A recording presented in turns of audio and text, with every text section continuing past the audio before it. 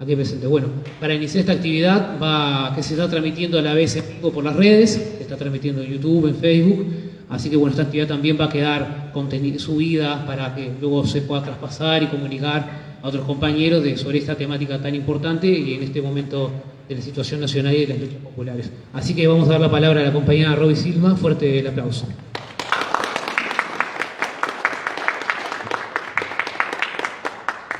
Bueno, muy buenas tardes a todos. Como siempre, gusto de poder compartir esta instancia en esta actividad organizada por la Unidad Popular de un tema tan sensible como es la educación y en este contexto del gobierno de la derecha que se viene con una reforma que hace ajustes de acuerdo, sin lugar a dudas, a una posición ideológica y con el objetivo de sostener a un modelo económico que se va profundizando.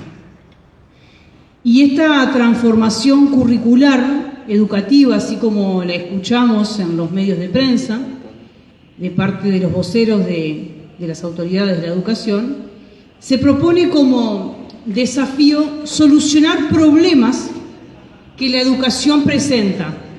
Y entre esos problemas se mencionan los altos niveles de rezago en el sistema educativo, los niveles de no aprobación, que son altos también, la persistencia de elevados niveles de extraedad. Plantean también que hay una propuesta curricular que es la que expulsa a los jóvenes de los centros educativos y que supuestamente estaría contribuyendo a la deserción, otro problema que mencionan, e incluso se cita allí en esos desafíos y problemas a abordar con esta reforma la influencia de las condiciones socioculturales de los jóvenes. Entonces plantean que eso es un problema que también está presente. Entonces, para solucionar toda esa problemática, la transformación educativa, la reforma educativa. Y me gustaría hacer un poquito de historia, ir un poco más para atrás, porque estos mismos problemas se presentaban en la década del 90 y se planteaban estos problemas existen, estos que recién les acababa de mencionar, y entonces en la década del 90 se impulsaba una reforma educativa, por ejemplo la reforma de Rama, que fracasó y no solucionó estos problemas. Luego se vino el periodo de los gobiernos del progresismo, del 2006 al 2019, y nuevamente se comienza a insistir en estos mismos problemas que la educación presenta. Y para eso, transformaciones, cambios, propuestas para enfrentar esa problemática, cambios en la educación. Y es así como también los organismos financieros internacionales se expresan sobre esta problemática. Las pruebas PISA, esas pruebas estandarizadas y ejecutadas desde criterios internacionales que también van de la mano con criterios de los organismos financieros internacionales, las pruebas PISA del 2003 a esta parte siempre se han venido aplicando y todos llegan a la conclusión de que están estos problemas. En el 2006 arrancó el impulso con el Plan Ceibal. Se tenía que ajustar la educación, incorporar tecnología, y es así como se hablaba de una computadora por niño, una propuesta de la computadora por niño que se había expuesto en el Foro Mundial, Económico Mundial del 2005 en Davos, donde se toma un plan presentado por Nicolás Negroponte, donde hablaba de una computadora por niño. Acá se retoma esa propuesta del Plan Ceibal, se impulsa y está más XO funcionando en todo ese tramo y luego se sigue ejecutando el Plan Ceibal.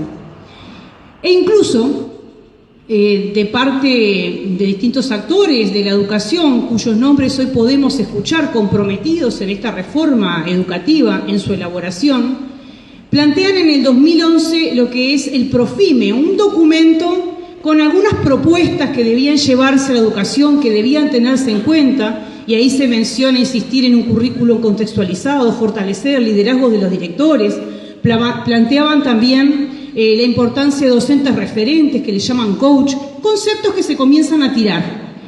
Esas ideas del Profime, que era un documento, se terminan después tomando algunas de ellas a partir del 2012 en lo que es el Promejora, una propuesta para la mejora educativa. Y es así que surgieron distintos canales por los cuales se van tirando propuestas con ese objetivo de solucionar los problemas de la educación. En el 2006 hubo un congreso, el Congreso Maestro Julio Castro, donde se plantean algunas soluciones para abordar, y allí se establece autonomía y cogobierno para la ANEP, se establece también el reclamo de un presupuesto y se establece, por ejemplo, que las ATD tengan la posibilidad de tener un carácter resolutivo y no solo consultivo, porque allí te llegan materiales donde emitís una opinión sobre algo que ya está desde hace rato resuelto. Pero en todo este proceso que estaba mencionando también caen las propuestas entre el 2013 y el 2017 de centros educativos con la modalidad público-privada, es decir, centros educativos gratuitos pero que eran gestionados y financiados por el ámbito empresarial. Es así que surgen unos 6 centros donde las empresas comienzan a realizar donaciones y junto a esas donaciones las empresas reciben importantes exoneraciones fiscales. Les menciono este paquete que lo voy a terminar al 2018, donde se le abre una puerta gigante a la EDUI 21, una organización civil que comienza con actores y nombres que estaban mencionándose en el concepto y las propuestas del Profime. El EDU 21 tiene también nombres que hoy se escuchan en los que están armando esta reforma educativa. La EDU 21 propone cambios en la educación, que tenían que ajustarse a la nueva realidad, que la educación ya estaba obsoleta, que había estos problemas que había que resolver. Y en el Parlamento se abre un espacio multipartidario donde los distintos partidos con representación parlamentaria escuchan la propuesta de EDU 21. La única visión y propuesta opuesta que hubo allí al EDU 21 fue la de Unidad Popular. El resto de los partidos políticos vieron con buenos ojos que había algunos conceptos que se podían tomar. En representación allí Unidad Popular del maestro Gonzalo Abella planteó una visión opuesta a ese proyecto que se venía arrastrando y que llegó ahí al 2018. Y llegamos a la actualidad con el gobierno de la derecha, que sin lugar a dudas se plantea un ajuste en la educación de acuerdo a las nuevas exigencias que establece el mercado, de acuerdo a las nuevas exigencias que establece un modelo económico capitalista neoliberal que plantea desafíos, y entre ellos está las escasas fuentes de empleos que se van a generar, empleos que van a durar muy poco, fuentes de trabajo que van a ser generadas por el interés del capital inversor que se venga a instalar al país, donde se exige una mano de obra que no tenga mucho conocimiento, ni tampoco muy crítica ni reflexiva. Basta con que tenga algunos conceptos básicos de matemática, todo el tema de la informática, el pensamiento computacional que le llaman, trabajar en forma colaborativa, en forma responsable, una mano de obra y un ser humano al que apuntan que sea resiliente, es decir, que en las condiciones más adversas pueda salir adelante e incluso que se reinvente, que busque él mismo la fuente de trabajo, que él mismo la vaya generando. Ese ser humano que se adapte a la sociedad en cambios, pero no que la transforme. Y es así como se empieza a hablar de esta transformación curricular, de esta reforma educativa que comienza a introducir algunos conceptos, y entre ellos el concepto de las competencias. Y las competencias se definen como destrezas, habilidades que debe tener la persona para enfrentar y adaptarse a desafíos de un mundo en cambio. Es aquel que puede mejorar lo que se encuentra a su alrededor, pero no transformarlo, no cuestionarlo. Y voy a referirme a palabras de algunos actores vinculados a lo que es esta reforma y autoridades de la educación, que cuando hablan de las competencias dicen que estas van a permitir a los estudiantes saberse insertar en el mundo del trabajo como emprendedor o como dependiente. Es decir, que hablamos de una educación que se ajuste a las exigencias del mercado, a las exigencias de este modelo. Les guste o no, es eso. Y se comienza a establecer un nuevo plan curricular donde se habla de saberes que son definidos como alfabetizaciones fundamentales, es decir, saberes que le van a permitir al estudiante desarrollar esas competencias para abordar situaciones de la vida cotidiana. Entre esas alfabetizaciones fundamentales está matemáticas, ciencia, tecnología, lenguaje de programación, lo referente a lo cultural, la ciudadanía, lo ambiental, financiero y bienestar. Financiero, capaz que le suena. Posiblemente esté muy vinculado a la administración de la vida, cómo convertirte en un emprendedor, cómo armarte una unipersonal, cómo convertirte en un empresario. Ese concepto del emprendedurismo está muy de moda y te hacen creer que vos así formás parte de este sistema y vos así formás parte de un espacio donde por tu solo esfuerzo personal vas a salir adelante. Y se impregna al joven de esa mentalidad del individualismo, donde si no salís adelante es tu responsabilidad, porque las condiciones socioeconómicas que vos tenés a tu alrededor no son el problema, es tu actitud frente a la vida. E incluso se habla de orientar en proyecto de vida. Y cuando hablamos de todos estos elementos, un proyecto de vida, la actitud al mundo que le rodea, tiene que estar vinculado, sin lugar a dudas, desde la ideología con que se piensa. Desde la ideología con que se piensa esta reforma está para adecuarte, adaptarte y ser un reproductor de este modelo económico. Y se comienza a hablar entonces de esa educación básica integrada. No voy a hacer tanto hincapié en todo ese detalle de los ciclos que se comienzan a armar. Son 3 ciclos que abarcan desde la educación inicial hasta los 3 primeros años del ciclo básico. Y ahí se divide en tres etapas, en 3 ciclos, esa evolución del niño y del adolescente. Y se habla además que esa educación básica integral va a tener algunos ejes que la orientan, algunos ejes que marcan su conducción, y entre esos ejes, voy a elegir algunos, está el tema de la inclusión, es decir, que esa educación básica integral debe ser fundamentalmente inclusiva, te tiene que dar estos saberes, alfabetizaciones fundamentales, te tiene que preparar en las competencias y además tiene que ser inclusiva. Y plantean que esa inclusión es fundamental para responder a la diversidad, al aumento de la participación y a la reducción de la exclusión desde y por la educación. Y plantean que esa inclusión es la que va a generar que todos aprendan sin que su origen, género, condición social o característica sobre sus capacidades sean una condicionante. Entonces, acá cuesta realmente creer cómo las condiciones económicas, socioculturales a las que vivís no te van a determinar. Y después te encontrás con la vida cotidiana, ¿no? Donde está ese chiquilín que tiene esas necesidades básicas no cubiertas.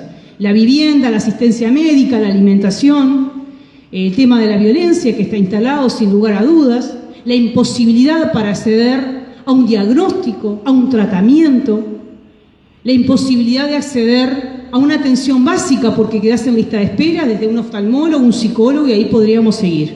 Centros educativos que no cuentan con equipos multidisciplinarios, problemas de la alimentación, problemas vinculados a la depresión en niños y en adolescentes, el problema del suicidio está presente. Entonces, supuestamente, vos con toda esa mochila sos responsable de salir adelante, porque las condiciones socioeconómicas no te determinan. Y la educación te incluye y le tiene que dar, por tanto, posibilidades a todos. Se empieza así también una educación en abstracto, alejada de lo que es el modelo económico. Este modelo económico que excluye, que incrementa la brecha entre ricos y pobres, que le quita posibilidades y derechos a muchos y que beneficia a unos pocos, que no distribuye la riqueza y que ni siquiera genera las condiciones para que las necesidades básicas estén cubiertas. Y el otro concepto que quería mencionar, vinculado a esta propuesta, el de la inclusión, y debe ser también un modelo basado en la flexibilidad. Esa flexibilidad apunta a que la currícula debe tomar esos saberes y adecuarse a las realidades del contexto, a la realidad del contexto del niño, es decir, que esas dificultades plantean impedimentos, entonces la currícula tiene que ajustarse a esa realidad que vos tenés allí. Pero además se tiene que ajustar a los intereses de la comunidad. Y aquí entramos en ese concepto del currículum contextualizado, que viene en ese proceso histórico que hicimos de tiempos atrás, donde plantea que si hay un interés en la comunidad vinculado a una oferta laboral, a una empresa que se instala en la zona, ese currículum debe contener y adecuarse a esos intereses. Entonces acá dejás una puerta muy abierta para lo que se da en los hechos, que es la injerencia empresarial en la educación. La educación así se prepara para el mercado, para las exigencias de este mercado, de este modelo, el interés del capital inversor, y así como tenemos una gran cantidad de empresas que se han instalado en el país y que tienen también a través de sus fundaciones una propuesta educativa, no solo a los niveles universitarios, sino también a nivel de la enseñanza media. Entonces, esta es la propuesta que se plantea con esta reforma curricular, con esta reforma educativa, que sin lugar a dudas responde a una ideología, responde sin lugar a dudas al programa de la derecha y tiene un objetivo concreto que es ajustar la educación a los intereses del mercado, a los intereses de este modelo económico capitalista y neoliberal. Y quienes defienden este modelo, sin lugar a dudas, que defienden esta propuesta de educación. Y yo les hacía una línea de conexión con lo que venía atrás, y aquí el problema está en el modelo económico. Esos problemas que reformas de la década del 90, para no ir más atrás, lo que siguió después y la actualidad buscaron resolver, esos problemas, por más reformas educativas que hayan implementado, por más innovaciones, por más inventos, por más computadora que hayan metido, no se solucionaron, porque la exclusión, los índices de repetición, de deserción, están asociados a este modelo económico. Entonces, mientras no se cambie el modelo, no van a encontrar soluciones. Quienes acompasan, quienes están dispuestos a profundizar este modelo, defienden esta reforma y lo plantean como el único camino a seguir. Si estás en contra, estás contra la educación, contra la sociedad y contra el progreso. Y aquí tenemos que pensar que quienes estamos en contra de esta reforma tenemos otra ideología. Y sin lugar a dudas pensamos en otro modelo económico y pensamos en otro modelo social. Sin lugar a dudas que tenemos derecho a organizarnos, a hacer frente a esta reforma educativa que atenta seriamente contra nuestros niños y adolescentes, que atenta contra la educación pública, y nos debe llevar a organizarnos además para pensar y hacer para que otra ideología comience a tener funcionamiento y andamiaje. Es necesario comenzar a pensar en otra sociedad, en otro modelo económico, y para arrancar tenemos que enfrentar al que tenemos. Pensamos en una educación donde el niño, el adolescente, sea un ser crítico, reflexivo, que no esté para adaptarse a un mundo en cambio, sino que esté para transformar y para defender otro modelo de sociedad. Un modelo de sociedad donde las necesidades básicas estén cubiertas, donde se distribuya la riqueza. Una sociedad donde la educación sea un derecho para todos, y hablamos de una educación pública y de calidad. Hablamos de una sociedad donde se defienda la soberanía, una sociedad donde se recupere la identidad, porque hoy miramos hacia afuera y perdemos un poco la historia, quiénes somos, desde lo local hasta lo nacional. Es necesario recuperar nuestra historia, nuestra identidad, nuestros valores. Es necesario recuperar ese sentimiento de lucha, de enfrentar, de resistir y de transformar. Y de que no salga de nuestras cabezas esa idea de que no es posible cambiar. Es posible transformar, y para eso tenemos que enfrentar este modelo, organizarnos y recuperar otro modelo de país, de sociedad, en la que, tomando las ideas del artiguismo, se respete la soberanía particular de los pueblos, se pueda concretar la liberación nacional y se pueda concretar eso tan simple que parecen las palabras, pero que es muy importante, que se pueda concretar que el ser humano sea feliz.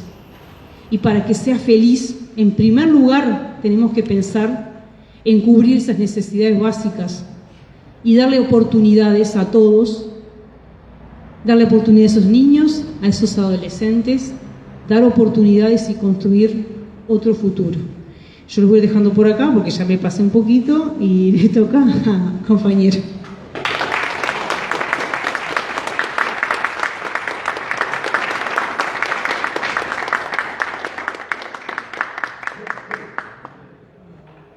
Bueno, buenas noches y a las compañeras y compañeros que estamos aquí y que nos están también escuchando por otras vías.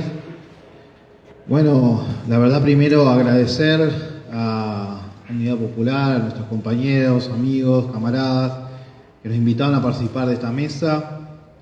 No podemos sin duda enmarcar esto y saludar a estas semanas de enormes luchas y aprendizajes que hemos hecho y que de alguna manera ha marcado una pelea histórica del movimiento estudiantil, del profesorado, de toda parte del país, porque además hay que decir que algunos que ya tenemos alguna cana encima, identificamos claramente que acá no podemos comparar esta lucha del movimiento estudiantil con la que hubo hace 20, 30 años atrás. Esta es una lucha que se ha desarrollado a nivel nacional, con experiencias propias, combativa, también tomando muchas cosas de lo que fue en aquel momento, esa pelea tan dura que hubo contra también la reforma de estos partidos tradicionales de la derecha, que siempre se destacan estos gobiernos por minimizar, ningunear, recortar en la educación, someterla a los designios del mercado y el capitalismo, que de alguna manera siempre van a ver como un objeto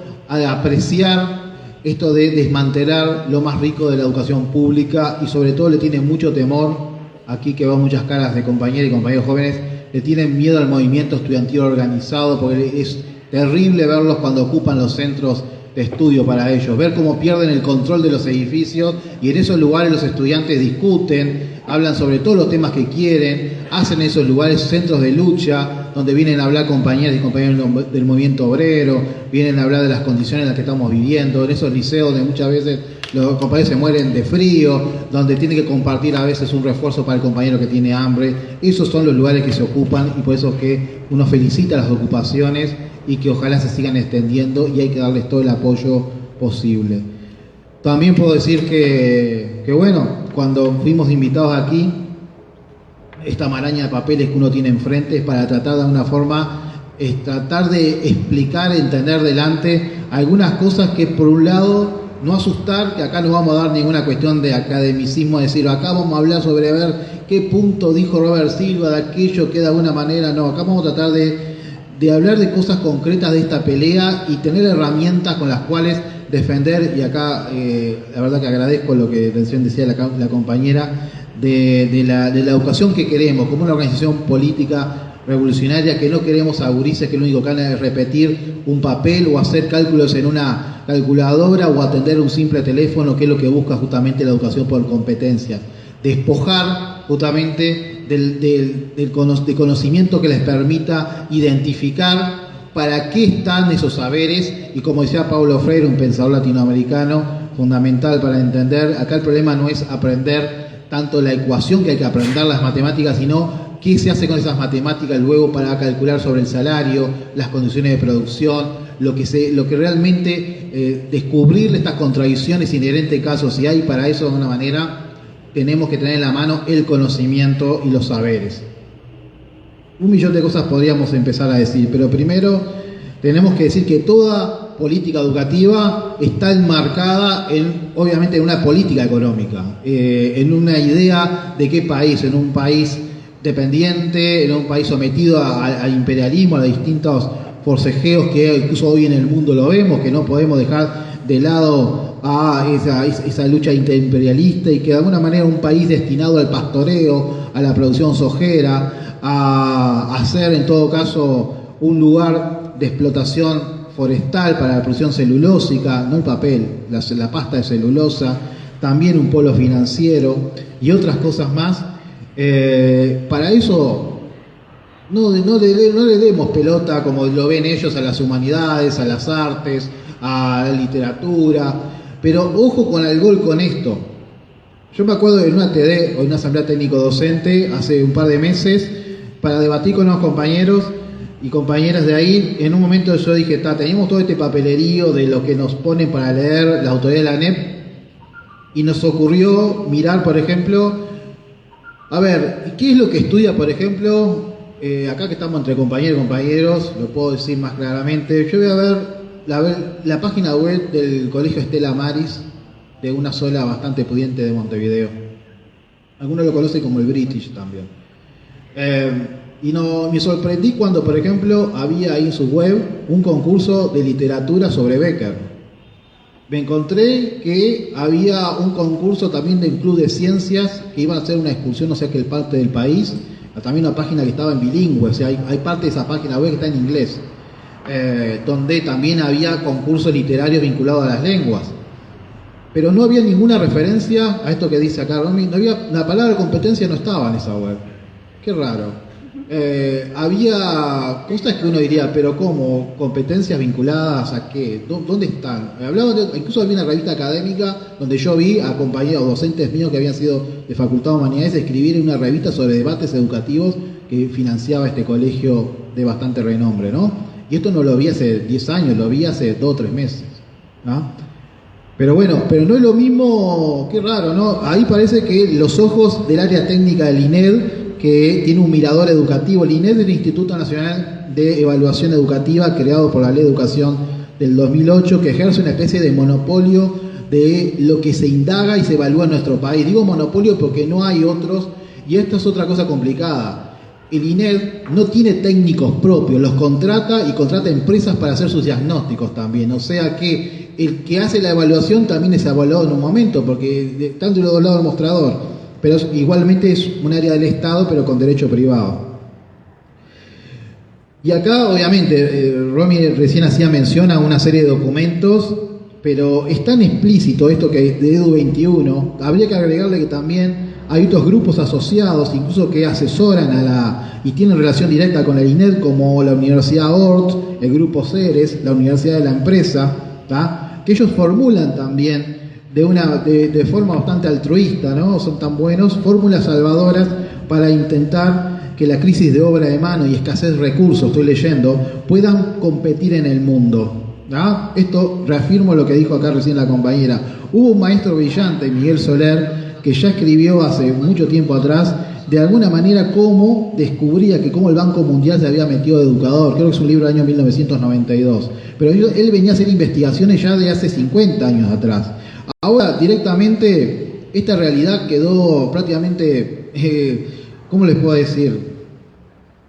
Lo obvio se hizo realidad. Es explícito, es como desnuda la realidad completamente de cómo los organismos internacionales de crédito del imperialismo, llámese en este caso el Banco Mundial, ya en foros mundiales de educación, como hubo uno en mayo del 2015, hablan, yo no voy a hacer citas muy largas, pero dice, nosotros en el grupo del Banco Mundial estamos trabajando con los gobiernos para fortalecer los sistemas educativos, utilizando la tecnología para complementar sus esfuerzos, al mismo tiempo que establecemos claros estándares de aprendizaje y evaluación del aprendizaje en forma frecuente. Y acá repiten como loros, coinciden, por ejemplo, otros estudios que incluso están en inglés, de qué casualidad que el plan de Silva también habla de 5 competencias, ¿no? Ellos proponen acá 5 competencias, el Banco Mundial, ya no voy a hablarlas todas, leo 3 que son impresionantes. Edificar destrezas relevantes para el trabajo que demandan los empleadores.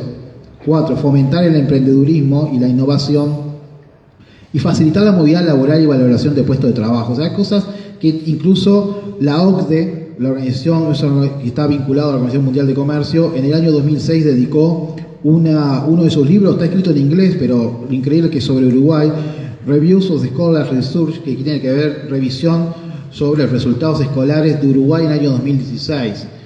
Las coincidencias son brutales. En el año 2017, en pleno gobierno del Frente Amplio, se lanzaba el programa de marco curricular nacional, digamos, un plan que estaba para modificar los planes fundamentalmente de formación en educación, donde yo trabajo, que la orientación fundamental en aquel momento, estamos hablando acá a la vuelta de la esquina, el año 2017, ya planteaba en 4 documentos emitidos por el Consejo de Formación en Educación que había principios innegociables, que había algunos de esos principios que habían sido escritos por el Consejo de Formación en Educación, y estoy hablando del plan 2017, pero vean qué coincidencia, ¿no? Organizado en base a competencias, cómo hacer que movilice conocimientos, debería contener creditización, semestralización y evaluación por desempeños.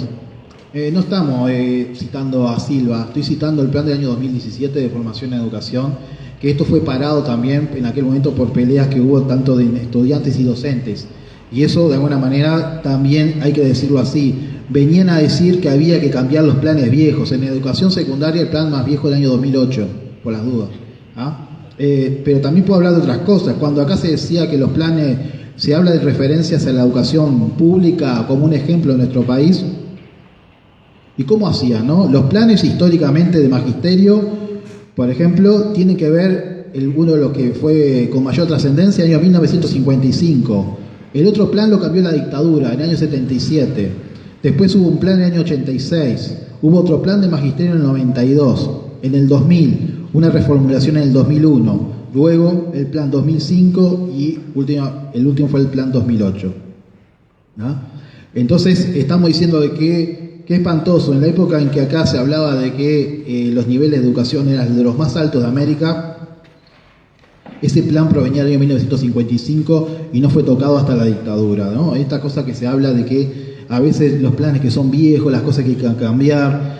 Y cuando se vino el Congreso acá de Educación, se habló específicamente en cuanto a la formación de maestros, profesores, educadores sociales, maestros de primera infancia, de un sistema único nacional de formación docente que iba a derivar en la Universidad de la Educación, cuestión que estaba también admitida en las propias resoluciones de ese Congreso, pero que el gobierno de entonces, el primer gobierno del Frente Amplio, lo tiró a la basura y propuso una ley emitida en el año 2008 que bastante se distanciaba de muchos de los preceptos que en aquel momento se ponían sobre la mesa, ¿no? Entonces, ya a partir de ahí podemos hablar de que la formación tanto de maestros, profesores, profesoras y educadores estuvo basado ya, quizás ese hito del 2008 nosotros lo podamos también tomar en cuenta con otro aspecto, que fue la aparición cada vez mucho más presente en la educación pública nuestra de agencias o de otros que comenzaban a tener desde el ámbito de lo privado, por ejemplo, hablar de nuevas pedagogías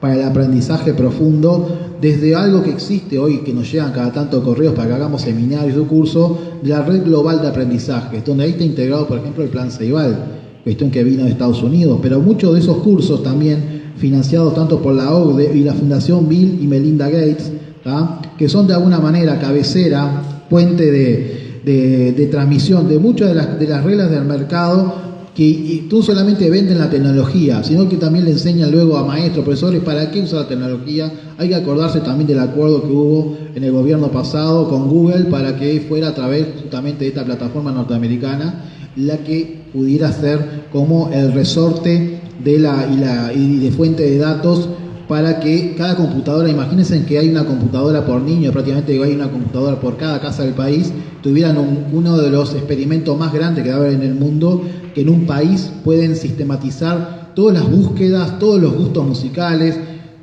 las tendencias políticas, las cuestiones de qué vender en el mercado, ¿no? La gente, la verdad que no podemos dejar de asombrarnos en ese sentido, pero también acá, para atacar algunos puntos concretos que tenemos que manejar.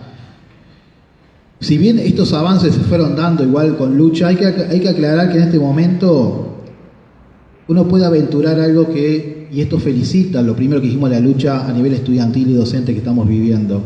Ya podemos aventurar el fracaso de la reforma de Robert Silva, Edu 21 y todo esto, pero ¿por qué lo podemos empezar a augurar? Porque siempre, pues no hay política educativa que no se pueda implementar sin el trabajo y sin justamente el compromiso del cuerpo de maestros, docentes, educadores que estamos un poquito ahí, y sin duda los estudiantes. A ver, yo les he tirado unos datos nada más para tener idea. En formación en educación somos más o menos 3.500, 3.400 docentes en los 19 departamentos, de los cuales participamos eligiendo de forma obligatoria lo que llama la Asamblea Técnico Docente, las ATD. De esas ATD que funcionan en cada instituto del país, es decir, en 33 institutos, 95% de esas ATD por carreras, porque también hay por carreras, no solamente por institutos. Por ejemplo, en Maldonado también me toca trabajar, hay de profesorado de educación social, ahí hay 2 en una ATD, por eso que no va a coincidir el número de ATDs con la cantidad de institutos. El 95% se pronunció en contra de la reforma que propone el gobierno en materia de formación y educación. El 100% de los miembros elegidos por la ATD en forma unánime, en un congreso que hubo hace una semana y media, también unánimemente rechazan el proyecto de reforma propuesta por el Consejo de Formación y Educación y también Robert Silva.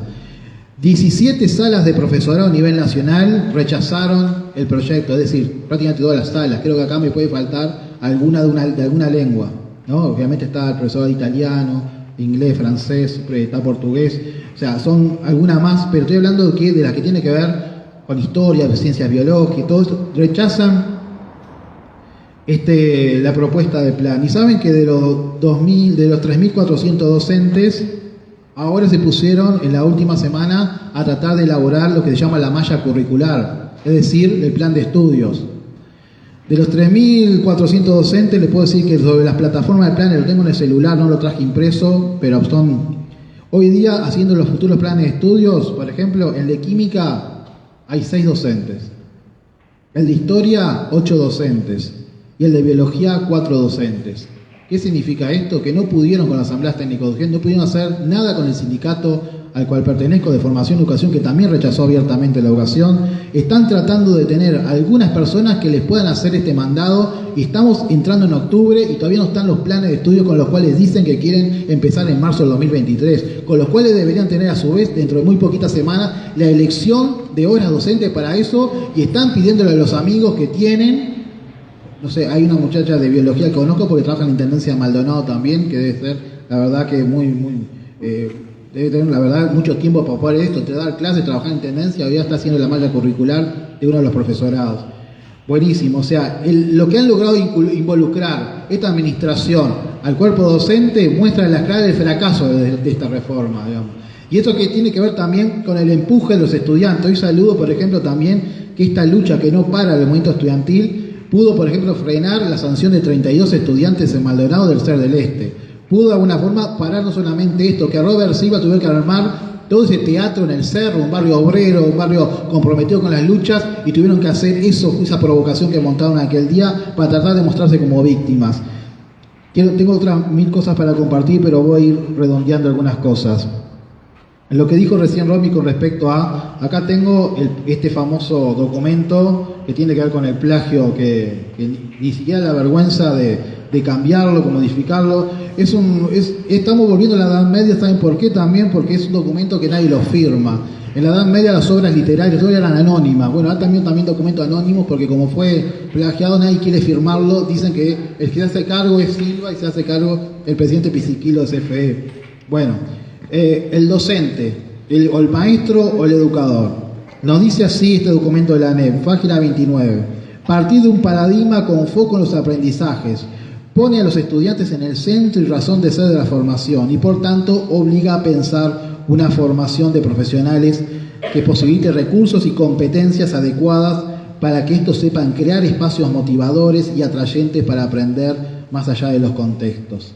Acá voy a seguir de largo acá. Otra vez la palabra competencia, ¿no? Parecería deseable poner a los estudiantes en situación para que vivencien lo que realmente significa aprender y enseñar.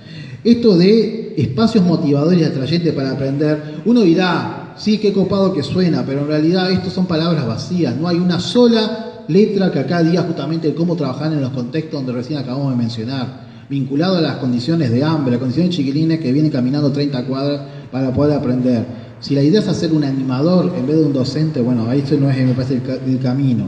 Habla de equipos, como decía recién Robbie, equipos multidisciplinarios e interdisciplinarios. Pero ¿dónde están las horas para esto? Un plan diseñado con enfoque competencial exige pensar los aprendizajes en función de la competencia a desarrollar bien. Y acá vamos a ir redondeando algo que parece importante. Acá nosotros no es que digamos que estamos en contra, nadie que trabaja en la educación puede decir que no le importa el mundo del trabajo. El problema acá es que el mundo del trabajo no es algo inocente. Es algo que tiene que ver fundamentalmente con un área vinculada directamente a la lucha de clases en la que estamos. Tiene que ver fundamentalmente con el cómo extraen la plusvalía, cómo le roban a los trabajadores, a los hijos de los obreros, para poder de alguna manera enriquecerse más. Así hay que hablar del mundo del trabajo. Entonces, si hablamos de este paradigma de competencia, donde en lugar de curso vamos a tener talleres, que no es lo mismo, ¿no?, donde en vez de hablar de metodologías de aproximación, de análisis de la realidad concreta, de la práctica, vamos a hablar del final de la película, que la competencia es eso. Es imposible de evaluar para muchos de nosotros esto de la competencia, pero son competencias que lo que buscan es fijar el trabajo en el supermercado, en el delivery, en el call center. Acá no se habla de producción nacional, no se habla de industrializar, no se habla justamente de organizar. Y tan así, que quiero cerrar con esto, que es, y esto lo que recién denunciaba acá la compañera, que pasa en secundaria con este recorte. Hablan de que estamos para un futuro de desarrollo de las tecnologías. Sin embargo, a ciencias, tengo entendido, le recortan como 5.000 horas aproximadamente de profesores que van a perder el año que viene si prospera esta clase de propuestas y de reforma. Y artes, 3.400 horas, ¿no? Con lo que implica justamente la enseñanza de las artes. Yo acá, en el momento, le voy a hacer esto que es como un dibujo, pero no es un dibujo. Esto que estoy haciendo acá, que es dibujar una mano, pero si tuviera la mano más libre lo hubiera dibujado. Hace 3 siglos se dieron cuenta que unir el arte con la posibilidad luego de contar, es como de alguna forma se organizaba de una forma mucho más fácil, clara y pedagógicamente hablando el avance del conocimiento en la infancia. A través justamente de que los chiquilines puedan cultivar la tierra, poder crear, dibujar, cantar canciones, poder trabajar la poesía. Ninguna de estas cosas es excluyente justamente con la posibilidad de pensar un mañana distinto. Precisamos justamente tratar, y acá con una cita de Marx que me parece interesante, que aparece en la crítica del programa de Gotha. Una cosa es que el Estado proporcione los presupuestos y el sostén, y otra cosa es que se convierta en educador del pueblo. Marx, un visionario brutal, ya daba como por entendido acá la semilla de la autonomía en la educación. Una cosa es que los estados de las clases dominantes pongan sobre la mesa, fijen los salarios y los presupuestos. Y otra cosa es muy distinta, dejarles que ellos dominen el área de conocimiento que nos toca a nosotros poner en juego con los estudiantes en los centros educativos en los cuales trabajamos. Eso es autonomía, eso es capacidad profesional con la que buscamos, y docentes comprometidos con las luchas y los cambios revolucionarios que merece nuestro pueblo. Para eso intentamos hacer algo. Así que bueno, gracias por esta noche y cualquier cosa intercambiamos. Gracias.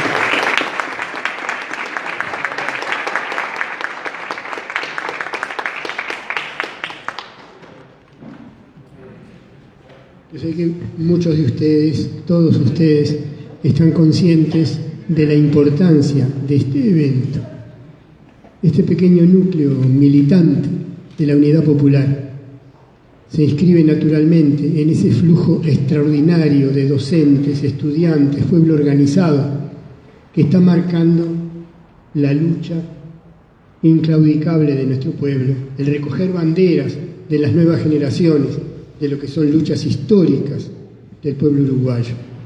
Por eso la Unidad Popular tenía que hacer este evento, porque es el nucleamiento de la salida política a lo que es toda esta irrupción de lucha social indignada, heroica, de la que ustedes son protagonistas. Porque, podría decirlo con palabras de Sassano, del inolvidable Sassano, cuando yo veo las caras jóvenes que hay aquí, yo digo, hay olor a segundo tiempo, decía. En el sentido de que uno sabe que no vienen de estar en su casa mirando la televisión, sino que vienen de la lucha, de la ocupación, y que hoy están entre nosotros.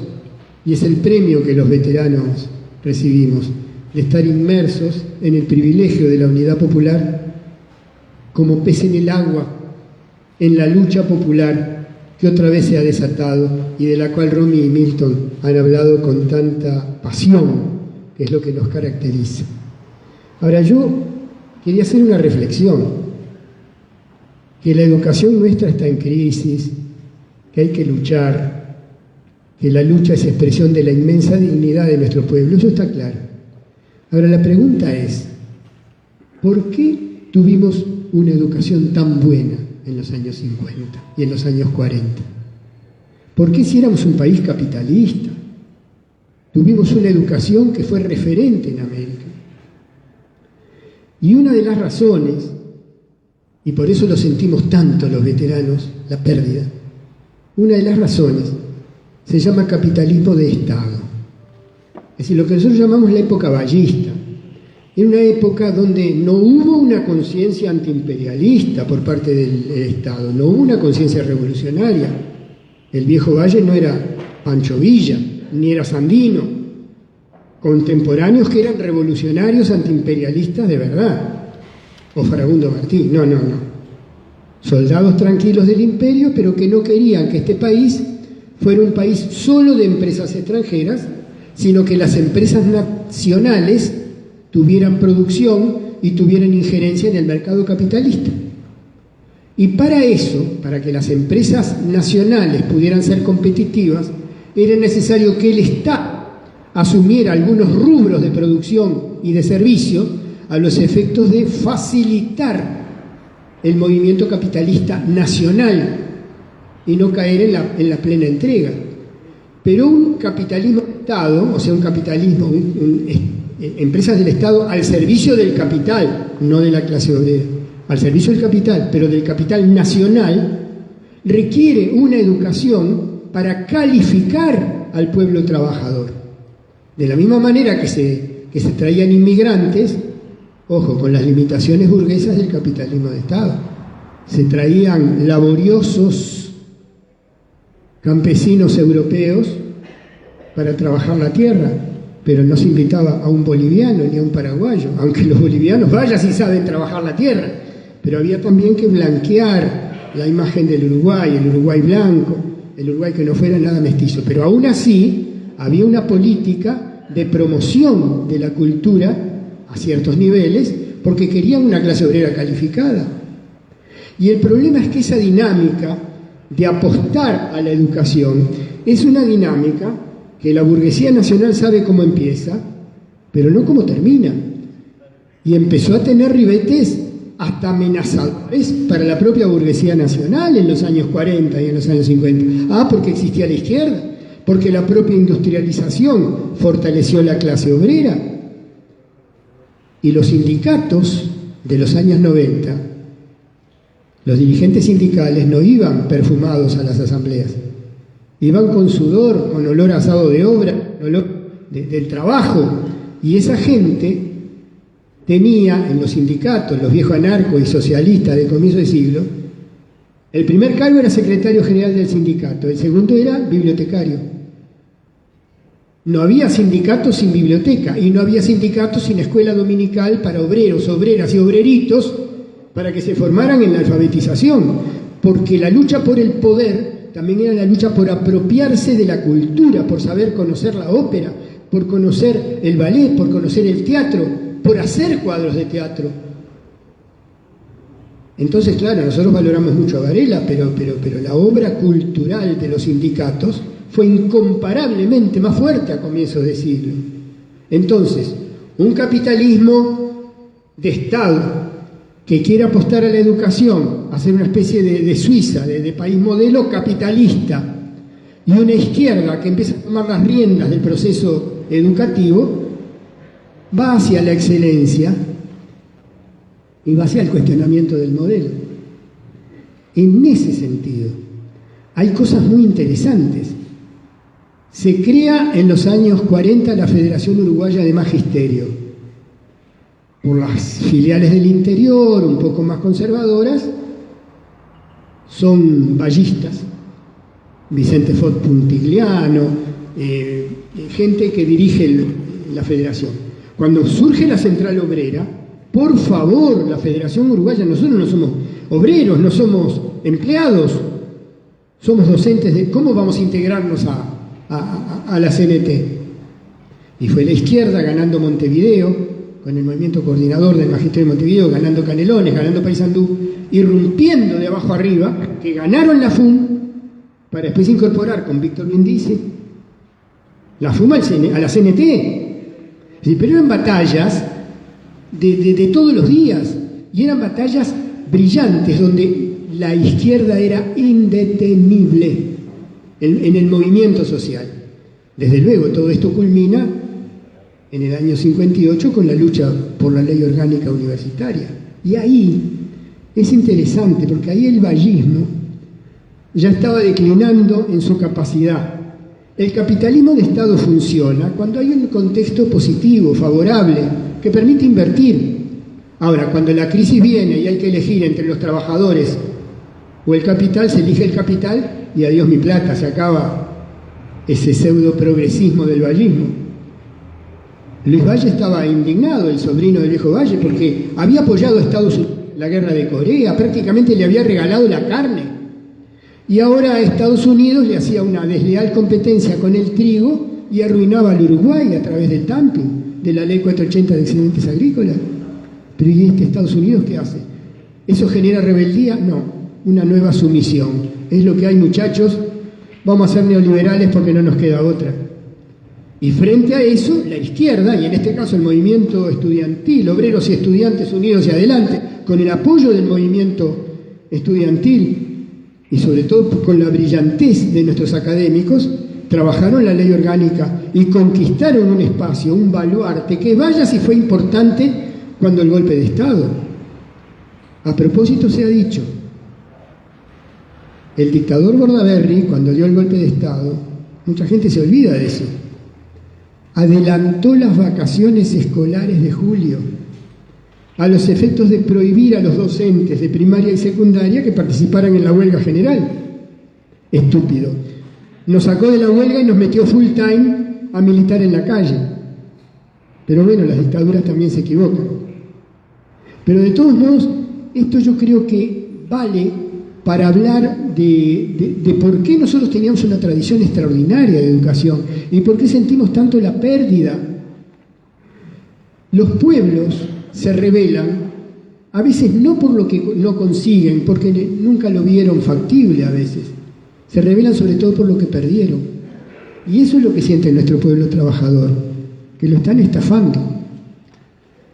En los años 90, ya esa crisis de los partidos tradicionales, que eran cada vez más parecidos, usaban a Saravia y a Valle en las banderas, pero no tenían nada que ver, ¿no? Se podría haber hecho un juego ya en los años 80, busquen las 6 diferencias, ¿no?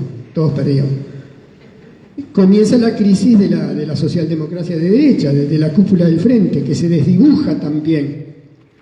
Y cuando se sirve a las transnacionales, cuando realmente uno se pone de rodillas ante un PM, no se puede buscar una educación cuestionaria, crítica, cuestionadora, porque va contra, es como tirarse un tiro uno mismo. Es decir, se maneja la ambigüedad política, se transfiere en ambigüedad en el proyecto educativo. Y frente a la ambigüedad de la socialdemocracia, la claridad de Luis XXI, la claridad de la derecha, avasalla prácticamente sin oposición. Y ese es el drama de los años 90. Sin embargo, uno es testigo hoy de la lucha, ya uno veterano, ya no está en la producción ni en la docencia directa, y uno siente que no se sembró en vano. Es decir, uno siente que las nuevas generaciones han recogido las banderas. Yo siempre digo que en el movimiento social uruguayo se le podría decir hoy, viendo a los jóvenes, una frase que quiso decir Wilson para el Partido Nacional cuando tuvo la quimérica idea de reflotarlo. Wilson decía, somos viento nuevo flotando en viejas banderas. Ah, Wilson, nos retrataste. Nunca lo supiste. Pero realmente, esa es la etapa esperanzadora que estamos hoy. Y lo bueno de los jóvenes uruguayos es que no son ninguna excepción. Desde los mapuches hasta los hermanos de Haití, la juventud toma su dignísimo lugar, su heroico lugar, sin saber todavía en muchos casos hasta qué niveles de heroísmo los va a llevar su propia consecuencia, pero van a estar y no van a aflojar. En ese sentido, y yo quiero terminar con esto, me obligué a releer el programa de la Unidad Popular, toda la parte de educación. Y me pasa una cosa, porque lo leí con algunos docentes amigos que no son votantes de la Unidad Popular, pero son amigos, nadie es perfecto. Y miraban con asombro, porque lo que decía el programa de la Unidad Popular es lo que ellos quisieran que dijera su partido, y no lo dice. Ya no puede decirlo, es incapaz de decirlo. Todo lo que tiene que ver con el cogobierno, con el concepto de profesionalización y de tercer grado, de tercer nivel de la enseñanza pública, pero sobre la base de una educación universitaria de verdad, con el componente crítico que requiere la investigación, formar docentes que sean además investigadores, todo lo que tiene que ver con la formación docente, todo lo que tiene que ver con el cogobierno. ¿Quién puede atreverse a eso? Es solo la Unidad Popular. Pero es la Unidad Popular la que plantea, por ejemplo, en nuestro programa, incorporar la cultura de los pueblos. Y ahí sí que superamos al vallismo, ¿eh? Porque la formación mejor de nuestros profesionales en los años 60, cuando iban al viaje de arquitectura, no iban a Machu Picchu, iban a ver Grecia. La subestimación de lo americano, de la patria grande, fue un leitmotiv del mejor vallismo. Y ahora el programa de la Unidad Popular lo proclama explícitamente, conocer las culturas de los pueblos. Y vaya si tenemos que conocer, desde los mapuches a los andinos y la resistencia afro en nuestros países. Vaya si ese aspecto del programa de la Unidad Popular es maravilloso. No es contemporáneo, es del futuro. Y lo mismo podríamos decir de todos los componentes sobre derechos humanos, sobre educación social, sobre talleres, sobre la horizontalidad. Nosotros no queremos simplemente derrocar este modelo. Tenemos claro cuál modelo queremos, pero no necesitamos imponerlo en la educación. Asumamos que por lo menos los jóvenes, por lo menos son tan inteligentes como nosotros. Y por lo tanto, ¿qué necesitamos decirle? Una vez en una universidad de Bolivia yo vi un grafiti, a mí no me gustan algunos grafitis que ensucian mucho, pero algunos son brillantes. Y los estudiantes habían pintado en la Universidad Mayor San Simón de Cochabamba, no a la interpretosis. Veterano, informame, pero no me interpretes el mundo, déjame pensar a mí. Y ese es el proyecto, eso es lo que decía Romy, eso es lo que decía Milton, eso es lo que dicen ustedes. Y ese es el mundo maravilloso que podemos construir y en el cual la educación inevitablemente tiene que hacer su aporte. Así que nos felicito por estar aquí y espero que los jóvenes que vienen de las barricadas y no como yo que vengo de mi casa, también hablen algo. Muchas gracias.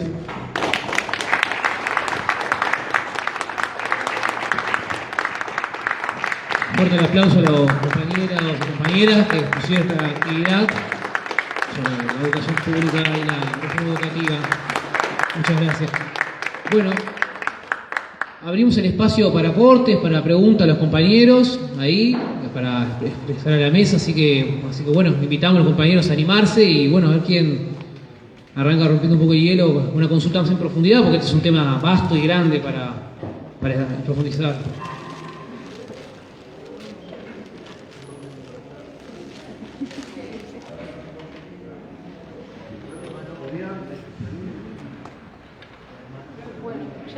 Bueno, acá tenemos la compañera. Hola, ¿qué tal? Bueno, gracias. No, voy a preguntar algo muy sencillo. Si bien estamos todos de acuerdo del gran descenso en calidad de la educación actual, y no solo en el contenido, sino también en la forma, ¿no?, en que se da. Una de las cosas que más me preocupa, ahora estoy concurriendo a un liceo a dar talleres de huerta. Y lo que veo que me preocupa bastante es la actitud del alumnado, que creo que uno como docente de lo que sea, con lo que se queda más conforme, no es con que los alumnos aprendan lo que uno enseña, sino fundamentalmente el despertar una motivación, unas ansias de saber, de querer conocer, de ir un poco más allá. Y creo que eso se ha perdido muchísimo. Lo comprendo porque en realidad qué motivación puede tener para algunos estudiar si tenés muchas dificultades y si igual estudiando no vas a conseguir laburo, vas a terminar, como decían, de delivery o no sé, o haciendo cualquier changuita y que te echen a los 3 meses. Pero eso es como que me preocupa mucho, cómo poder recuperar esa motivación, eso de enamorarte de algo para querer saber más. Y por otro lado también la dependencia tremenda y la presencia tremenda del celular permanente, como ese accesorio ya como extensión de la manito, todos con el celular. Y mi hijo que está estudiando arquitectura y que está grande, tiene 41, está en segundo, pero tiene, claro, todos compañeros mucho más jóvenes. Y me dice de que en las clases, aún en las presenciales, es permanente los compañeros con el celular en la mano mirando cualquier cosa. Ni que hablar, imagínate, en una conexión de Zoom. Entonces, ¿cómo lo ven eso ustedes? Y no sé, ¿cómo lo viven y cómo se puede encarar? Porque es lo que más me preocupa, esa actitud, no tanto a veces que se enseña en sí. Gracias.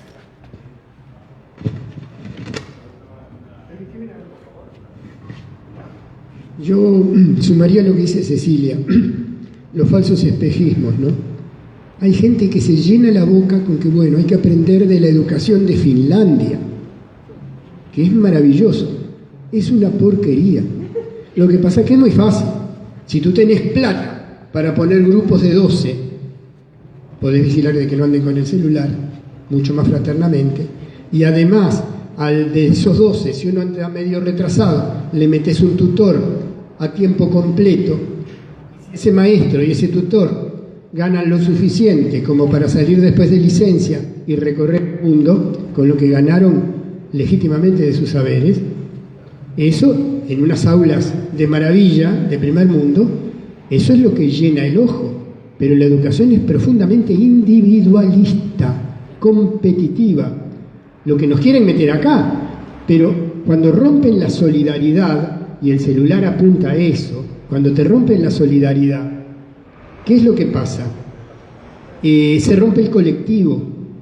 Es más, en la sociología burguesa ya ni se usa la palabra colectivo, es muy comunista, se usa la palabra grupal. Pero aún lo grupal se rompe, porque es yo, mi máquina, mi ceribalita o mi celular, y yo aislado. Incluso en una clase de 50, estoy totalmente aislado. Entonces el tema de la educación es, yo a veces pienso, cuando desapareció Julio Castro, yo pensé que tenía la edad que yo tengo ahora. Le dieron una paliza y le falló el corazón. No, le metieron un tiro en la nuca. ¿Cuál era el peligro de Julio Castro? Julio Castro escribió un libro que se llamó El banco fijo y la mesa colectiva, y hablaba justamente de la necesidad de que no la competitividad, donde si yo compito puedo ganar pero alguien pierde, sino la solidaridad del colectivo, construyendo juntos, desde el colectivo, decía Makarenko, por el colectivo y para el colectivo, siendo el colectivo, decía Makarenko, la colectividad primaria que nos educa para una colectividad grande que tiene que ser la sociedad fraterna que todos queremos. Ahora, terminando la reflexión del que me despierta Cecilia, ¿no?, con una cosa tan crucial. El celular es una máquina. Es como el motor de un automóvil. Puede estar en la ambulancia o puede estar en el auto de los chorros. El problema es cómo se deja que Internet nos maneje y nos cree lo que nosotros creemos que estamos navegando en un océano, en realidad es una pecera totalmente controlada. Y en esa pecera totalmente controlada, hasta nos manipulan lo que nos gusta y lo que no nos gusta. Les digo un caso sobre el tema de la diversidad sexual. Me dice un muchacho de 14 años, vecino mío, no, dice, ¿qué me vas a hablar del ballet? Son todos maricones. Yo, pero un poquito. ¿Y de tus grupos de rock no hay homosexuales? Y quedó pensando, porque realmente no se había dado cuenta. ¿Hasta dónde nos manipulan? Entonces, el celular, no solo tenemos que expresar la preocupación que plantea Cecilia, como docentes tenemos que abordar el uso revolucionario, transformador del celular. Y les doy un ejemplo nomás, ya me extendí demasiado. Hay un amigo, un entrañable amigo que trabaja en Villa 31, en los asentamientos de Buenos Aires, que está haciendo con los muchachos películas de ficción con el celular. Generan el argumento, dramatizan, el ambiente no lo necesitan inventar, el escenario es la propia vida, y con el celular están trabajando en un despertar de conciencia maravilloso. Nada sustituye la conversación, nada sustituye el caminar en la naturaleza, nada sustituye la relación fraterna, pero también las herramientas tenemos que aprender a usarlas. Disculpen que me extendí mucho.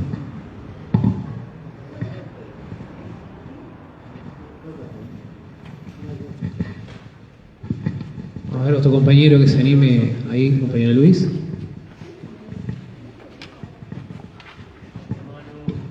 Buenas noches, compañeros. Muy complacido de estar acá escuchando atentamente los aportes. Hay un concepto que se está manejando y que es el concepto de calidad de la educación.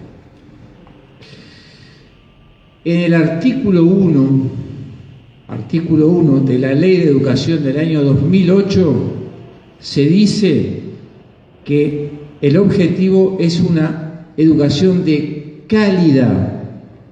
Artículo 1 de la Ley de Educación del año 2008, vigente actualmente. Entonces, mi pregunta muy concreta es: ¿qué consideraciones tienen ustedes sobre este concepto? Educación de calidad. ¿Por qué hago esta pregunta? Porque a veces escucho en los compañeros, en algunos discursos de nuestros compañeros, que ellos también hablan de educación de calidad. Y me parece que acá hay que poner un parate, hay que hacer una precisión y tratar de iluminar en este concepto que de algún lado se importó. Entonces, me gustaría conocer la opinión de los compañeros acerca del concepto de educación de calidad.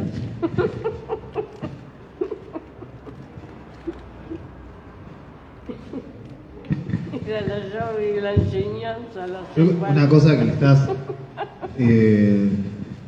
con respecto a la idea de la educación, yo entiendo que el compañero lo que apunta es obviamente que los programas que en un momento plantearon los distintos gobiernos tienen una marca, un sello, distintivo prácticamente, como ahora la LATU quiere ponerle a calidad a todo, digamos, ¿no? O sea, es algo que tiene que ver con el marco del capitalismo, de los estándares que, como recién leíamos acá, intentan imponer para también poner al país en un grado inversor, diciendo que acá hay determinados estándares educativos que la OCDE, la Organización Mundial de Comercio, por ejemplo, garantiza que se cumplen.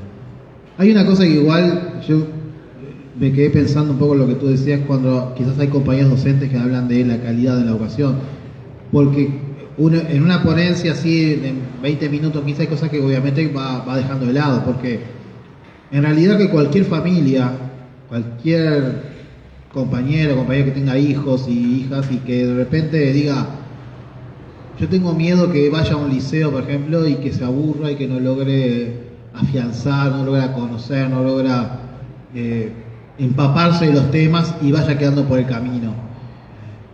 Y esa duda es legítima, claro que sí. cuando tú tienes una clase de 35, 36 estudiantes, donde, por ejemplo, recién decía Gonzalo, no hay posibilidad de identificar la individualidad para tratar de reforzar a aquel estudiante que pueda quedar rezagado, poner enfrente de cada estudiante, un poco lo que decía ahí, la semilla del interés, para poder conocer más. O sea, nosotros acá estamos dando una batalla para que los distintos conocimientos y saberes puedan llegar a todos los rincones de las aulas, sean las que tengan las condiciones más duras o las que quizás tengan calefacción y muchas confort, porque eso tampoco garantiza que haya un proceso de aprendizaje si se olvida del estudiante. O sea, es un debate muy interesante que tiene que ver con que nosotros no rehuimos hablar del trabajo. Si uno lee los textos clásicos, por ejemplo, recién hablado acá Gonzalo de Macarenco, el trabajo es liberador. Nosotros no estamos contra una educación contrapuesta al mundo del trabajo, estamos contrapuestos a la explotación del mercado capitalista en un mundo trazado por los distintos imperialismos. Entonces, sin duda que las familias, cuando te dicen quiero que mi hija, mi hijo pueda ingresar al mundo del trabajo luego de terminar el liceo, el bachillerato, que vaya, sí, ¿cómo le vamos a decir que no me importa eso? Lo que en todo caso tenemos que tratar de que esa muchacha, que ese muchacho, que ese adolescente, ese joven, tenga herramientas que por lo menos amortigue la manipulación del mercado capitalista en el que tenemos. Tener la posibilidad de manera colectiva discutir el mundo en el que vivimos, con asambleas, con sus gremios, en su aula, que el aula sea un lugar también de análisis de lo que nos viene pasando, que es lo que nos busca la competencia. La competencia es un fenómeno individualista por excelencia. Y una vez, con un ejemplo así, quizá el compañero quiere decir algo, a mí me dejó muy grabado en Macarenco un pasaje donde, por ejemplo, había en una de sus colonias de educación de jóvenes, en la Unión Soviética, en los años 30, había un muchacho que quería ser médico. Y Macarenco le designó tenía una jerarquización de adolescentes por mandos. Había alguien que estaba a cargo de ese grupo de adolescentes. Y ese muchacho, a este que quería aprender medicina, lo manda a un taller de carpintería. Y sorprendido ese muchacho dice, no, pero tú no me entendiste, yo quiero ir a una biblioteca, quiero dedicarme a otras cosas, no quiero hacer un mueble. Y este otro muchacho, que era uno de los que estaba a cargo, le dijo, un adolescente de misma edad, porque ahí era entre pares la cosa, decía, pero vos, cuando seas médico, ¿quién va a fabricar? ¿Cómo vas a saber vos la calidad, por ejemplo, de la camilla con la que vas a usar, la silla que vas a estar sentado, la sala de espera donde van a estar tus pacientes? El médico también tiene que saber hacer una silla, un banco, una mesa. Acá lo que estaba encerrado, un concepto muy interesante, no dividir el trabajo entre el intelectual y el manual. Y eso es un concepto revolucionario que de alguna manera hay que poner sobre la mesa, que acá todo tiene que estar siempre pensando en el lugar que podamos pensar, lo que podamos saber para poder transformar, intervenir en el lugar que nos toque trabajar. Yo soy educador social, y una de las cosas que mejor me ha pasado en la vida es aprender, por ejemplo, a cocinar con los chiquilines, a tener que quizás curar una herida. Yo no soy ni médico ni cocinero, pero nosotros no podemos, por ejemplo, compartimentar esta cosa de los conocimientos en base a, como yo decía, el ejemplo del delivery, una profesión que alguien puede elegir perfectamente. Pero para eso, obviamente, lo único que hay que saber es manejar una herramienta digital, saber manejar una moto y bueno, no tener prácticamente después, no importa la cobertura en derechos de salud, si hay un accidente, de hecho, no importa, ahí es prácticamente prohibido tener un sindicato. Y ese es el mercado que de alguna forma implican para el futuro que te pretenden imponer a la juventud. Por eso me parece que esto de la calidad, luchemos por una educación que tenga todo sobre la mesa para garantizar que podamos por lo menos dar una lucha por transformar esta sociedad, digamos. Y en eso trato de convencer a mis compañeros también que no usen tanto lenguaje, sino que pongamos los horizontes en otro lado. Pero es un debate interesantísimo. Perdón si hice mucho tiempo. Bueno, compañeros, también vemos muchos que estamos involucrados en las luchas, que estamos vinculados a la educación o conocemos experiencias. Estaría bueno que cuenten las experiencias que ven en los distintos lugares, las luchas, en los gremios, en los sindicatos, o mismo también lo que estamos viendo, como contó Cecilia hace un rato, con Pedro Luis. Estaría bueno abrir, y ya que contamos con una presencia muy diversa, que puedan expresarse, y la idea es también, además de preguntar, poder comunicar eso. No sé, sería interesante también escuchar estas voces en este escenario. Compañero. Bueno, yo soy de secundaria y sí veo siempre lo que dijo Cecilia de cierta falta de interés o cierto, yo estoy así o yo quiero hacer esto y no me intereso por más nada. Yo, por ejemplo, hago científico y es donde más veo concreto eso, donde no me sirve literatura, no me sirve ciudadana, no me sirve, ni siquiera damos, no sé, historia, que es más universal concretamente.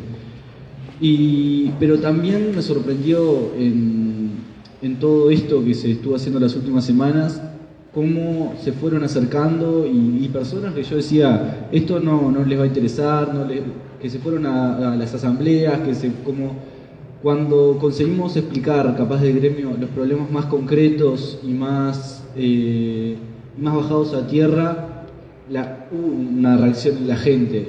Yo creo que estamos como preparados a veces para transmitir los problemas, pero tenemos que tener en cuenta que a veces a esas personas que se lo transmitimos no son estas personas, o sea, mi generación ya le falta esto crítico y esto de cuestionarse más, analizando más concretamente y más complejamente, que no es algo solo que se va a venir ahora, sino que ya somos bastante producto de eso y que tenemos que tenerlo en cuenta para comunicar y para plantear los problemas. Y también que, por ejemplo, desde lo que se ha hecho desde el gobierno, por lo menos a mi entender, como para contrarrestar las medidas de lucha, es ir sacándonos importancia, es ir como desvalorizando las distintas medidas que vamos tomando.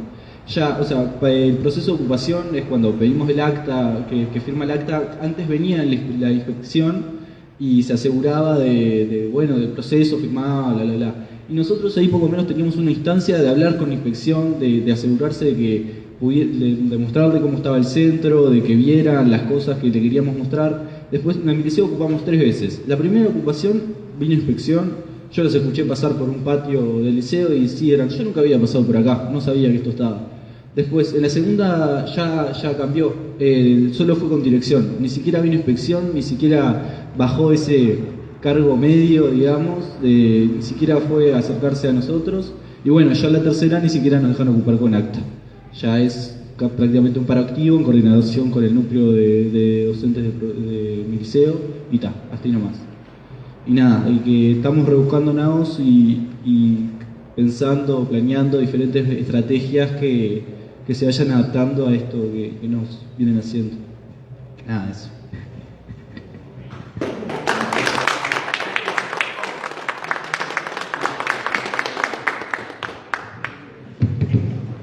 ¿A un otro compañero o compañera que quiera hablar ahí, en su lugar? Comentar ahí, compañero. Buenas. Yo personalmente, ahora mismo en este momento, en la situación en la que me encuentro de lucha, digamos, es en la formación de un centro de lucha, de una organización de lucha. Esto va a ser más bien una pregunta capaz. Este centro educativo en el que yo estoy, de secundaria, es pequeño, es poco reconocido, no mucha gente lo conoce. La institución se encuentra en buen estado, digamos, a nivel arquitectónico, por así decirlo, no faltan cosas, hay buenos bancos, la estructura está bien, no hay problemas edilicios, digamos. Por así decirlo, hay muy poco motivo, digamos, por lo cual en la interna del liceo luchar o pelear por cambiar la interna del liceo, por así decirlo. No tenemos, por ejemplo, como puede pasar en el Java, que tenemos problemas edilicios serios de acceso para gente que no tiene movilidad en las piernas y que tiene que acceder a las clases, que no tiene el ascensor, que tiene que pasar por las escaleras, que le tiene que hacer un salón abajo, que se le llueven los techos, diversos problemas. ¿Cómo hacemos quienes estamos impulsando la lucha para atraer a los chicos a los problemas del día a día que nos ocurren a todos como estudiantes de secundaria, si no hay dentro del liceo un motivo aparente o claro por el cual luchar, digamos? Es eso.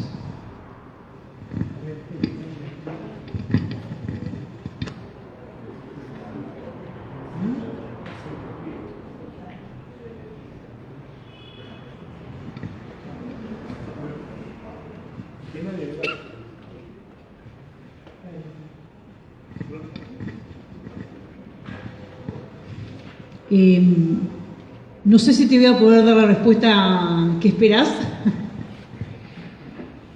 Los jóvenes son producto y están salpicados por la sociedad que tenemos, que te dice, solo vales vos, solo vos podés salir adelante. ¿Para qué vas a leer de literatura, de filosofía, de historia, si eso no te sirve para nada? Un discurso donde te dicen que el docente es responsable cuando hace una movilización, el docente es responsable porque el niño no come en la escuela, que se puede dar clase debajo de un árbol. Cuando dicen que si el docente se queja por el salario, que trabaje más horas. Ese discurso que se comienza a construir llega a los jóvenes y te están dando una idea de que la educación está muy mal y no sirve para nada y que no tenés motivos para luchar por nada. Entonces te va metiendo esa idea que forma parte de este modelo económico y de la ideología de la clase dominante. Y esto nos muestra también la realidad en la que estamos, es producto del abandono de las ideas de izquierda. Es producto de cambiar las banderas de izquierda por las del progresismo. Es producto de decir, tenés que luchar por otros derechos, pero no por las condiciones en las que vivís y supuestamente esos derechos, que ustedes todos los conocen, que están en la agenda de derechos que se impulsa, si luchás por esos derechos ya por sí vas a transformar el mundo y es suficiente. Entonces de todo el resto se te va desmotivando. Este modelo no te va a decir, motivate para transformar la sociedad. No, acomodate a lo que está. La educación es vieja, del siglo pasado, el mundo cambió, el capitalismo era bueno, te ofrece otras oportunidades. Te ofrece un mundo con una gran cantidad de bienes materiales a los que podés acceder si tenés plata o si tienes una tarjeta de crédito y ahí te conformás. Entonces te empieza a mostrar que hay otras prioridades y te comienza a decir qué es lo que vale y qué es lo que no. Y eso llega a los jóvenes con una mochila que cada uno lleva a su clase, porque está la mochila de familias desmembradas, jóvenes en condiciones de calle, tenés jóvenes que se alimentan salteado, tenés además las dificultades de aprendizaje ni diagnosticadas ni tratadas, y a eso tenés un discurso que te desmotiva.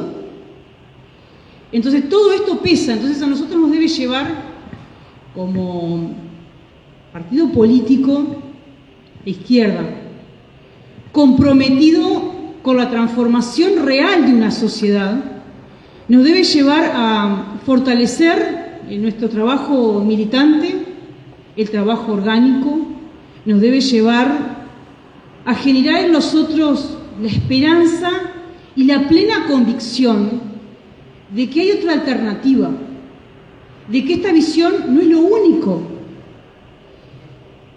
de que el capitalismo no solo que es el mismo de siempre, sino que es peor, de que el imperialismo sigue existiendo, que sigue existiendo el saqueo de los pueblos, de que sigue existiendo el hambre y la distribución desigual de la riqueza, de que sigue existiendo la exclusión, de que a muchos se les quitan oportunidades. La esperanza de que es posible transformar y construir otra sociedad.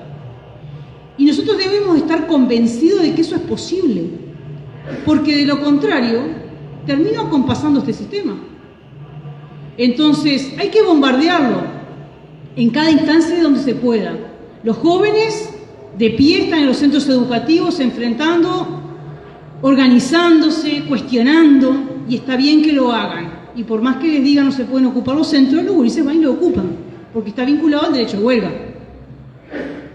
Nosotros debemos hacer por fortalecer en nuestra sociedad esa idea de que hay una alternativa que se debe reconstruir, y la alternativa de la izquierda. Es la única manera de frenar todo lo que se ha venido y la bomba que ha caído ahora, ¿no? Por una derecha que busca sin lugar a dudas profundizar este modelo que tiene una pata que es la reforma educativa, pero que está la reforma a la seguridad social, que tiene también influencia en lo que nos sucede en la educación, una ley de urgente consideración que ya la plantearon y un presupuesto restrictivo.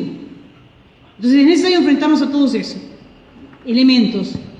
Y la esperanza, me parece, la esperanza y convicción de que es posible transformar. Nosotros tenemos muchas experiencias, acá no hablamos de lo personal, sino que hablamos de lo colectivo, en cada uno de los sectores que hacen a la unidad popular. Tenemos experiencias de muchos compañeros.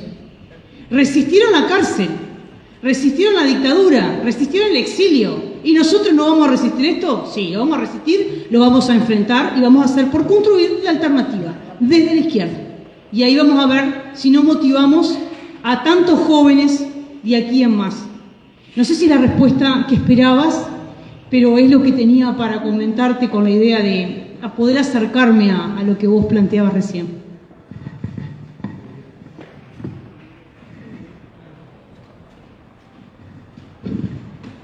Compañero más.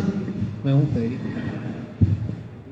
Bueno, es más bien una pregunta que va en realidad en cómo defendemos las disciplinas, porque en realidad en la juventud está calando el discurso de las competencias y está calando eso que decía Romy Silva de por qué tenemos que aprender literatura, por qué me estoy memorizando la fecha, por qué estoy aprendiendo esto de la historia, las matemáticas, por qué me están enseñando esto de matemática, hallar la X y no me va a servir para nada. O sea, cómo defendemos las disciplinas frente a esto de las competencias que está ganando terreno mismo en la juventud, ¿no?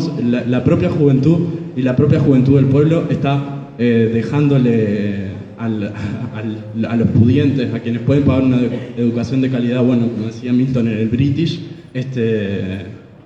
las cuestiones de la disciplina, está dejando la literatura, el estudio de la lengua, el estudio de la historia, la química, la física, todo eso que llevan al desarrollo y un pensamiento abstracto, lo está dejando y tiene ese mismo discurso de decir, bueno, ¿por qué me enseñan matemática y no me enseñan a moverme financieramente en la vida en el liceo? O sea, estoy perdiendo el tiempo, que cala mucho. ¿Cómo defendemos la disciplina?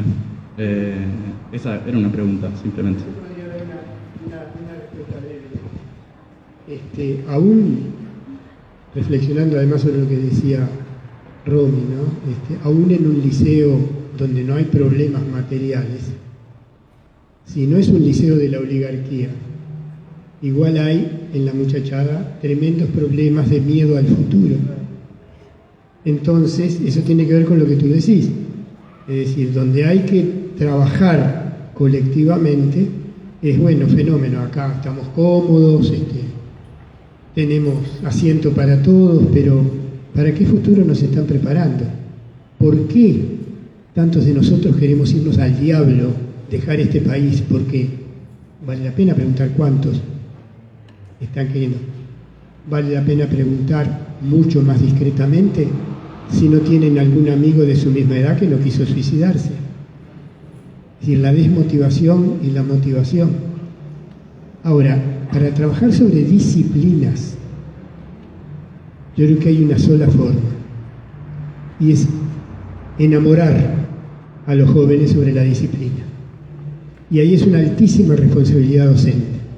Cuando vos te enamorás de una disciplina, descubrís intuitivamente para qué sirve, porque además te cambia, a vos mismo te cambia.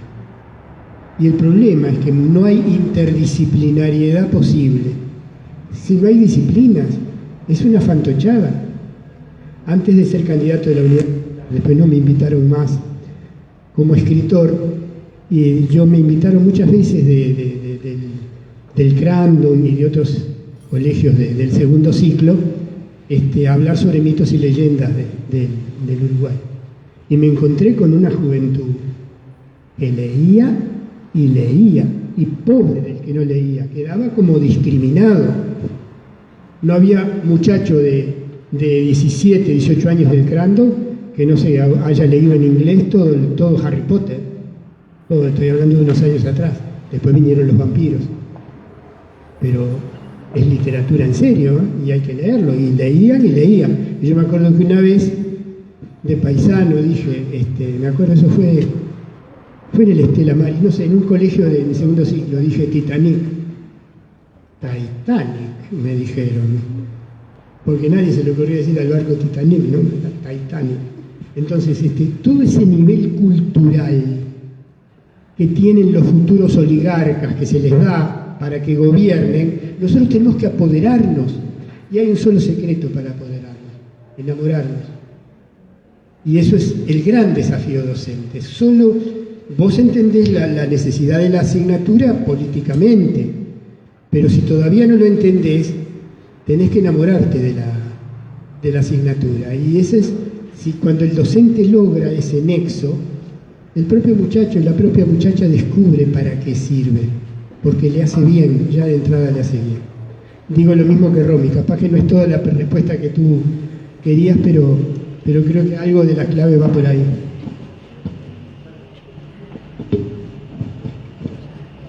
Bueno, compas, vamos redondeando, agradecemos la invitación, todas las opiniones, la exposición de los compañeros ahí.